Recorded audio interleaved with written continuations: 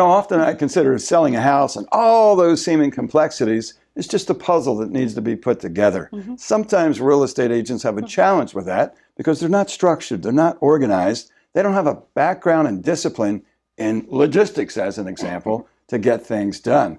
I've got Naomi Wilkinson with us here today from RE/MAX Unlimited to share how she's transitioned from logistics to getting your house sold. Naomi, welcome. Hi, thank you. Thank you for having me. I love your brain. I have seen your brain in action. And you have taken what is traditionally, for the buyer and seller, right, the chaos of the transaction. Right. And you've done such a fine job knowing and predicting what's next. Thank you. That people just get comfortable like, oh, this is easy.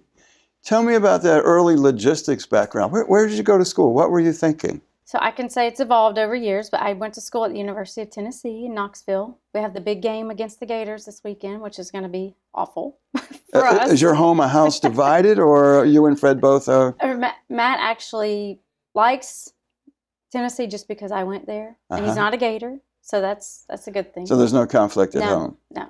It's painful for him to watch Tennessee, though, because they're suffering. So you graduate from Tennessee, and you find yourself where, doing what? So I graduated. I was working for John Deere out of Atlanta, actually Conyers, Georgia, right outside Atlanta, Conyers. On their worldwide logistics team. It was 2001, and then literally I graduated August, went right to work.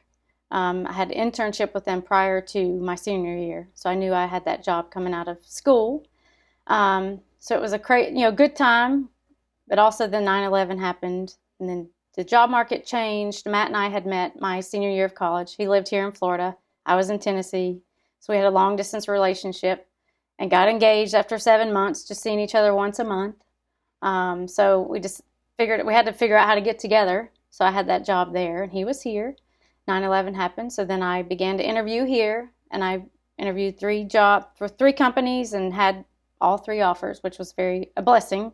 So I got to choose which one to take, and I ended up with a company affiliated with PSS World Medical, and I was a supply chain analyst there.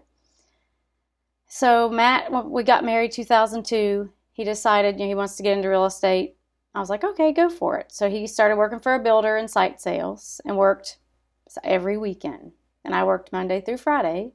So the joke was, you should get into real estate so we could have a day off together, which was not knowing what you don't know. Nice. Is laughable now, 15 years later. But that was the original goal for doing it, so we could potentially have a day off together. So it's interesting to me, in logistics at John Deere and then at PSS, right, you had thousands of pieces going to thousands of places. That's an immensely complex task. Real estate really only has 6 or 10 moving parts. Right. They're very predictable. This is, for your type brain and mind, this is easy. But yes, and each transaction is different. Each property is different. Each neighborhood is different. So that's why we try to make it as easy as possible for our customers, because we know what's coming.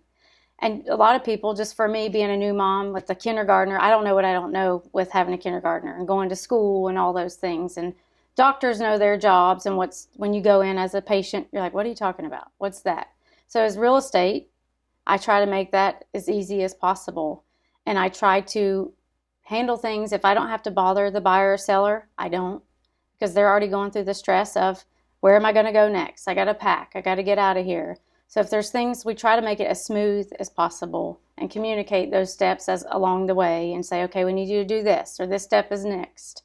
We got to get these repairs done, but we'll handle calling those trades and scheduling those appointments and all those things to make it easier for everyone involved. You've got that whole matrix and timeline mapped out, so there's no fear, there's no surprises. Right. Share with me how your husband's experience as a site agent in the new build, how has that helped you as a team in general real estate? So when he decided to come over with me, it was 2011, because I started in 2005, because I was up and running and needed help.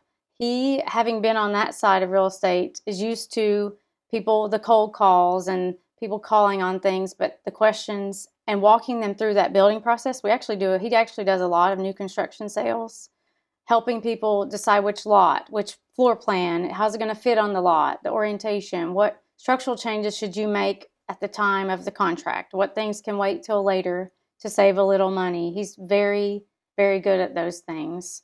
And walk in the house with him and at pre-drywall and all those things. He's good at pointing out things. And saw it from both sides, so yes. he can take his comfort and yes. expertise and bring that comfort to the customer. Yes, correct. Excellent. And just when they get upset and frustrated, because building a house is frustrating, there's all kinds of things that happen. And it's like if you watched a car be built, you probably wouldn't buy that car, you know, because you don't see what goes down the line and what things happen as it goes down the line. But when you're building a house and you go every week, or some people every day, depending on who they are and where they live, you see everything. It's all about keeping the eye on the prize. Right. It's like making sausage. Yes. Yeah. You see all the nasty cups, and you see the dirty bathtubs, and you see things that are left, and they're like, are you going to clean that out before you put the walls up? You know, all those kinds of things. So you've got the skill and experience to navigate through it. yes. For folks who'd like to sit and spend more time with you to learn how you do what you do so they can do it with you, what's the best way to get a hold of you? Visit our website at mattnaomi.com. You can go there, and our phone numbers and everything are there. We'd love to work with you and chat with you and make the process as easy as possible. We do a lot of helping people sell and buy, so we can make that transition as easy as possible and try to time it to where you don't have to move twice if you don't have to, so, you know, depending on the timing. And that's hard to do sometimes, but we are a lot of times successful with that. Well, Naomi, for folks who'd like to learn more, what's the best way to get a hold of you? I said the best way to get a hold of us is our website, mattnaomi.com. Search there or shoot us a message, and we'll reach out to you and love to meet with you whenever it's convenient. Excellent. I want to thank Naomi for being with us. I can tell you, having watched what they do for years, they are crisp. You'll enjoy it.